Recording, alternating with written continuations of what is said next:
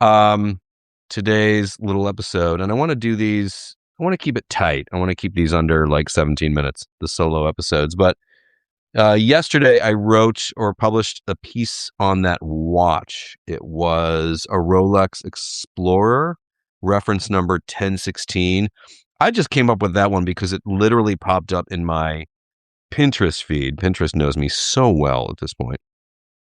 And it popped up into my Pinterest feed as I used to have a Rolex. I had a beautiful Rolex date just and it was very simple. It was stainless steel. It had a silver dial. There was a date on it. It had a date function, and that was it.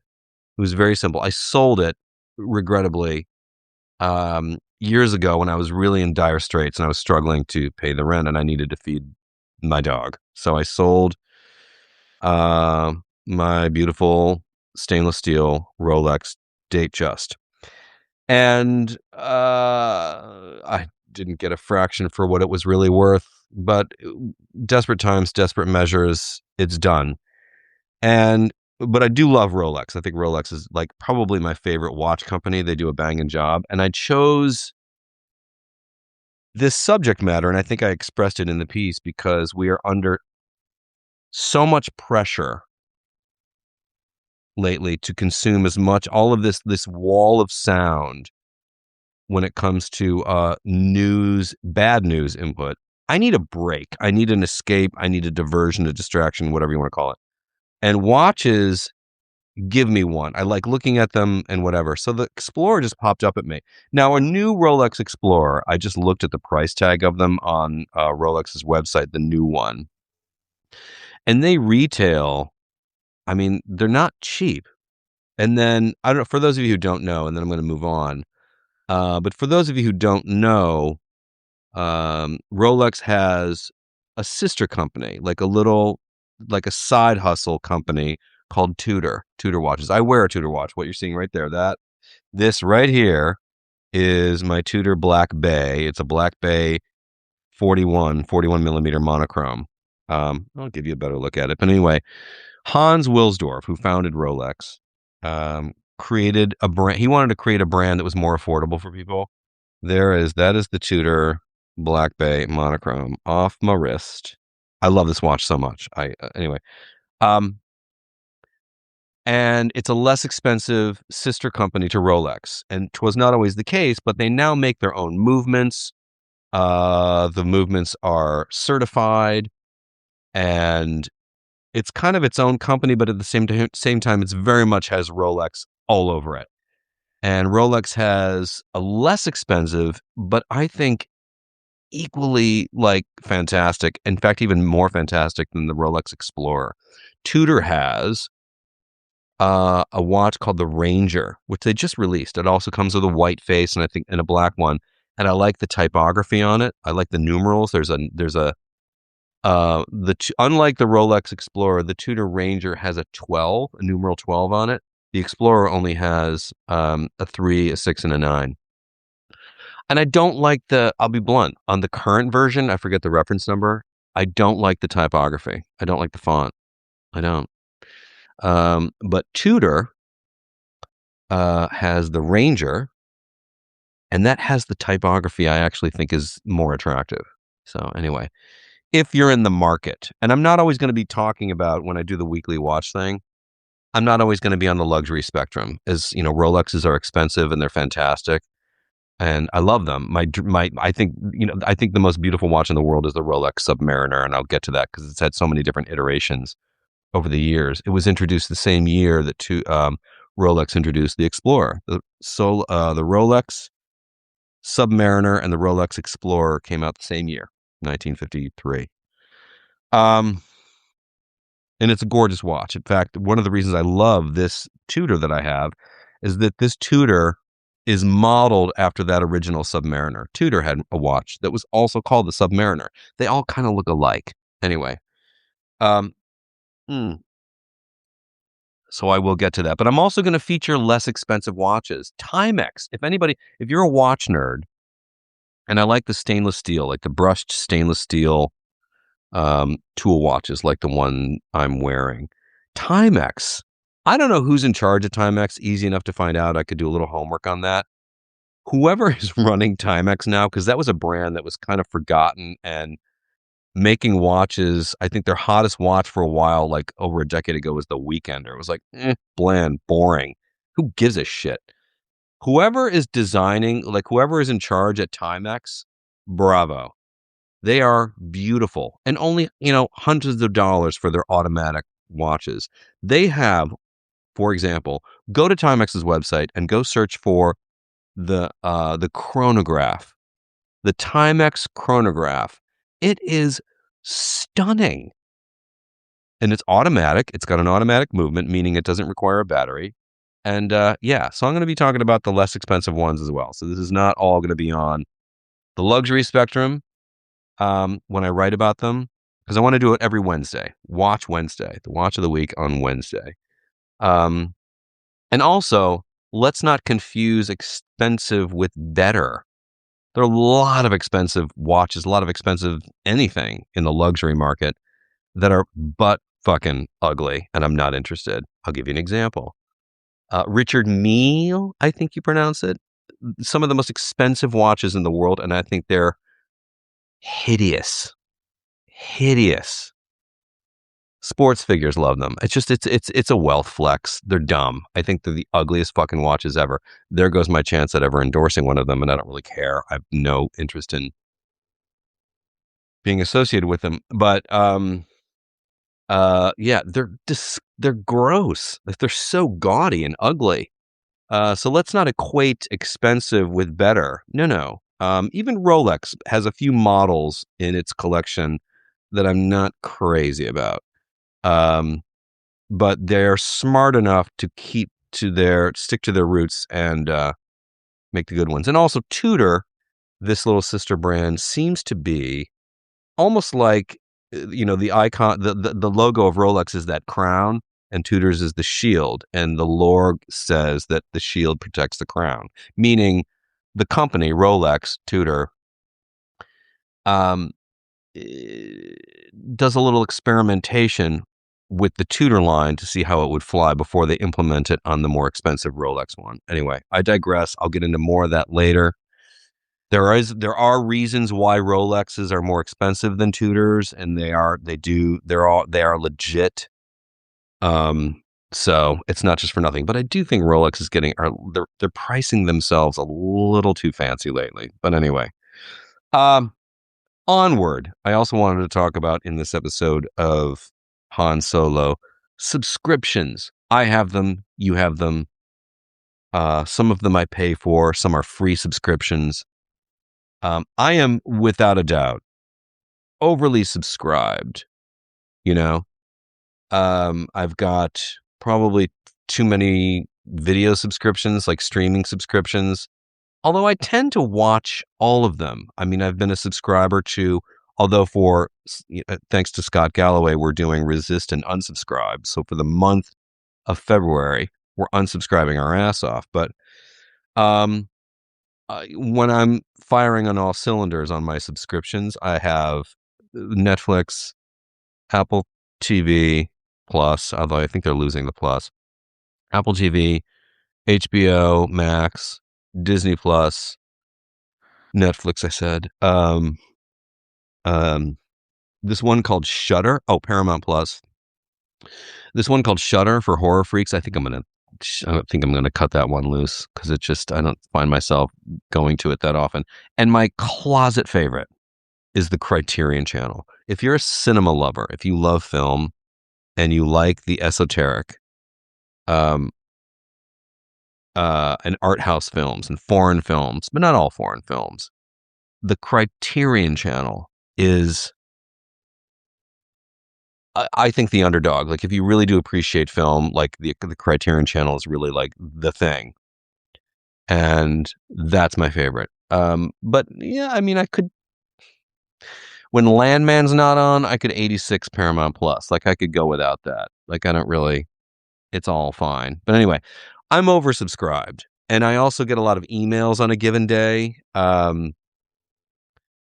from, I mean, let me, I look at my inbox. It would be the New York Times. I get the newsletters from The Guardian, Associated Press, some local news sources here in New York. The City is a local New York City newspaper. I also get the Upper West Side Rag, which is hilarious and super local, and I love it.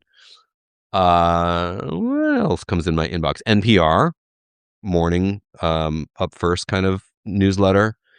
Did I mention The Guardian? Yeah. I also get The Atlantic. I get Financial Times, even though I'm not a paying subscriber. So anyway, I get a lot of email subscriptions. The museums I have memberships to, like the Met and MoMA. I don't read them all. I can't get to them all. Wall Street Journal's another one. But I like getting them. And one I wanted to talk about, or two actually, that I wanted to talk about in this installment is, one is Arnold's Pump Club, which sounds like a really fun gay porn. Arnold's Pump Club is a Schwarzenegger joint, and it's a fitness thing. It's a health and fitness thing.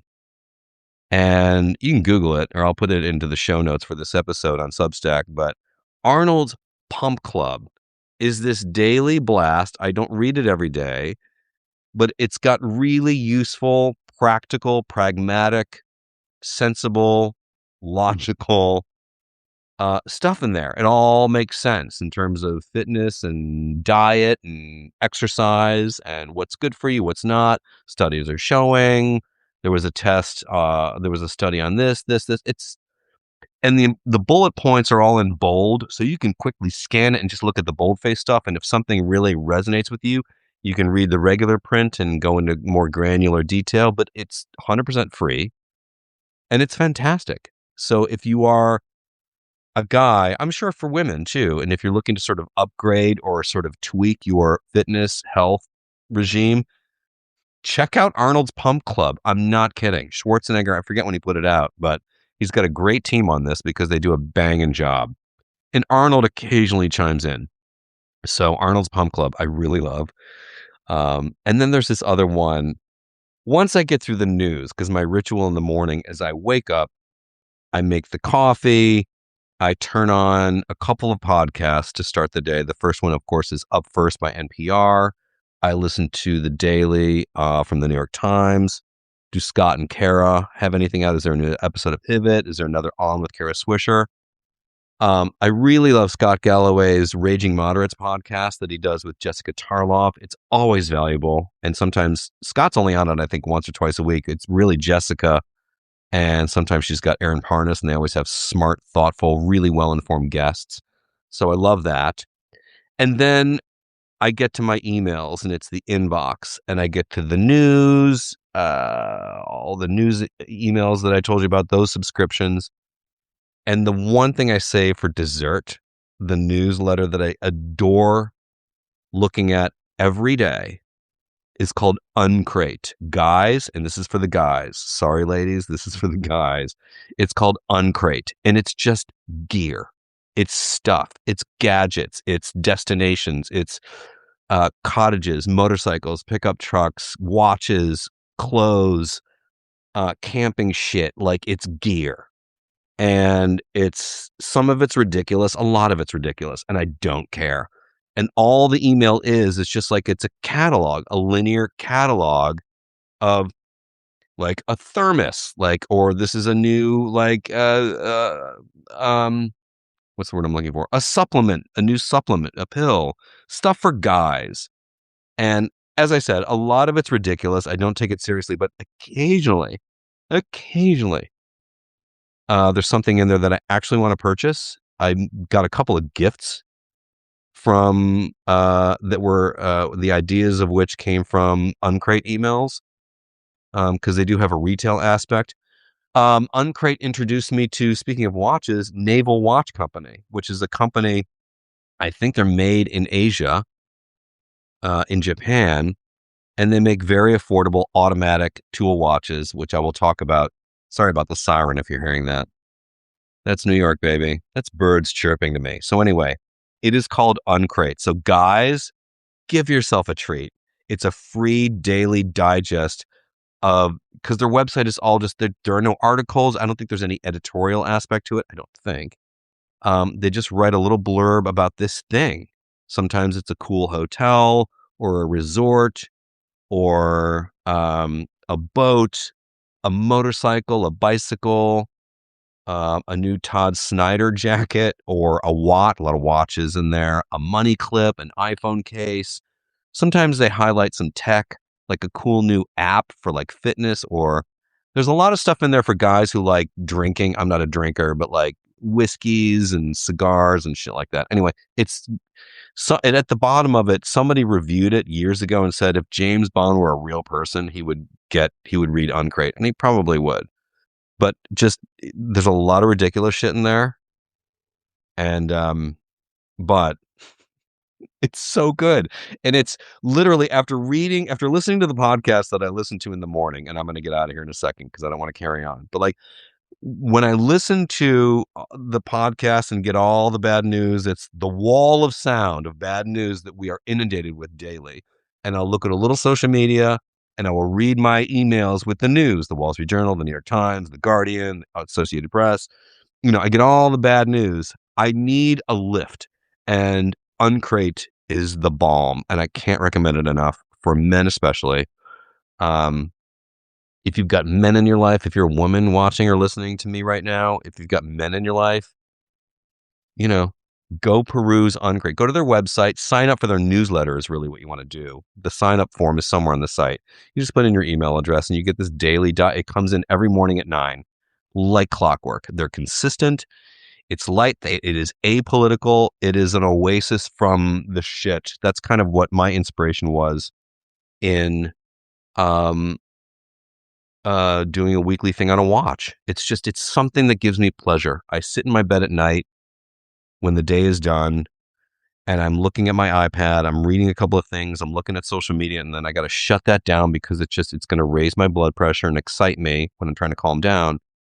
And I'll look at Pinterest, which has a lot of watches in it. Or I'll go to the Hodinkee website and I'll look at the reviews of like watches. Or I will even watch on YouTube some watch nerd content because I'm a nerd. Anyway, so I hope you guys like that. I enjoy it. And another thing I like about watches is that they're not guns. So for men who are looking for something where they can gather they can create community around it.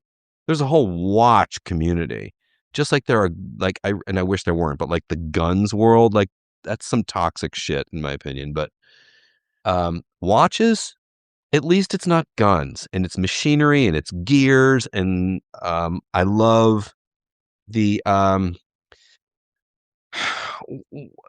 what I really like about manual automatic self-winding watches in particular is that they are a sort of a manifestation of human ingenuity, the pursuit of precision and excellence. And I think that's kind of great. And it's on my wrist. I love looking at it. This thing that winds itself when I wear it. Like when you wear an automatic watch self-winding, it winds itself by the movements of your body, your wrist, as you wear it. And this thing that keeps pretty fucking accurate time all by itself. It's all it does. It has no other function. It really is useless in the smartphone and smartwatch era. It's jewelry at this point, but I love what it means, what it celebrates, and I wish more men got into watches than guns. I think they're cool, or even cars. I mean, whatever. But that's it for my diatribe. And there's something for every budget. There's something for every budget. Let me look at some comments here on this episode. Let me just scroll up. You guys are what a nice audience. Here on the Subby Stacky. Oh God, and the Trump administration is trying to kill the EPA. You guys also don't wait for the government. Make choices in your own life. Now that I just saw that news alert and I'm now distracted because I'm off to the next shiny thing. But in your own life, make choices that were like I've chosen a lifestyle that doesn't require a car, and I take, for the most part, public transportation. I'm trying not. Rarely do I get in a cab or an Uber. Lately more because it's been so freezing cold. But now that we're out of those woods, public transit, bicycle, like make choices that, I don't know. I guess you know what I'm saying. So she sounds like a drunk Parker Posey, or we're talking about Pam Bondi here. Ann says she sounds like a drunk Parker Posey. She is a mean girl. She's very much a mean girl. Um, um, I'm scanning some comments here. Daily Piece, her escape here is vintage bags. Oh, I like that. I understand. And also, I'm not a woman. I don't know women's fashion really. I mean, I know what I like and I do know some things that are good, but I get it about the bags. I get it about bags. And I think Hermes, Jesus. Um, Someone says it's a handsome watch. You didn't know that about Tudor. I highly recommend. There's a podcast that I listen to called Acquired. They come up with an episode once every month or so because these two guys do a deep dive into a company. They decide what company they're going to do an episode on, and they just go deep with it. And every episode is sort of like almost like a college course on the history of a brand. And each episode's like 5 hours long, which you don't listen to all at once, obviously. But they did one last year on Rolex that is so comprehensive and fascinating, and it's all about the history of the brand from like where it all started and where it is now, how it's a private company. I mean, I could go on. I get giddy about it. They did another one on Porsche. Coca-Cola episode was interesting. These 5 hour like deep dives. It's called Acquired. Go check it out. Someone says you love the Submariner. Everybody loves the Rolex Submariner. It is the king. The beige dial Ranger is nice. Jesse Morales says, Jesse, I agree with you. I think the Tudor Ranger right now is a better looking watch than the Rolex Explorer. Yes, I said it. Jesse loves the Submariner. Me too, babe. Jesse also says the new Timex Marlin Draper is really nice. Timex, go check them out. They're doing a banging job. New Yorker Radio Hour, one of my favorite podcasts. It's really good. I get that. Jenny Blitz is here. Let's see. And there's a workout each week. Oh, we're talking about that in Arnold's newsletter. Yes, Arnold's Pump Club. Go for it. Arnold'sPumpClub.com. Yeah, you just Google all this shit. And I think that's it for everybody. Have I heard of Shinola? Yes. Detroit company. Yes, Detroit. Shinola was a shine, like a shoe shine product company. And the movements are not made. They have some nice watches. Their movements are not made in the USA, but I do believe the finished watches are assembled in the USA. And they've got the Shinola bikes. Like Shinola's a cool company. I like them. Let's see. I so agree about not waiting for the government. Just got to live values. Yeah.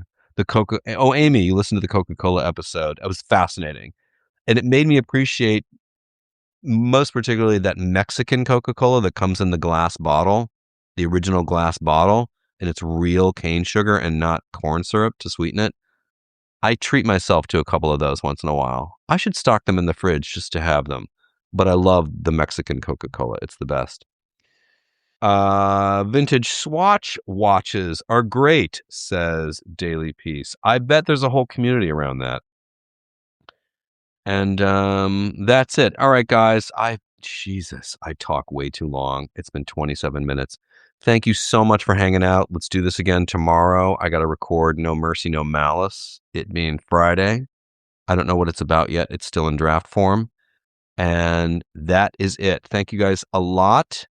Thank you especially to the paying subscribers. You guys keep this alive and make it possible. I love everyone. I thank everyone for following and subscribing, but for the paid subscribers, you make all of this possible. All right, you guys have a great rest of the day, and I will see you all tomorrow. All right, bye for now.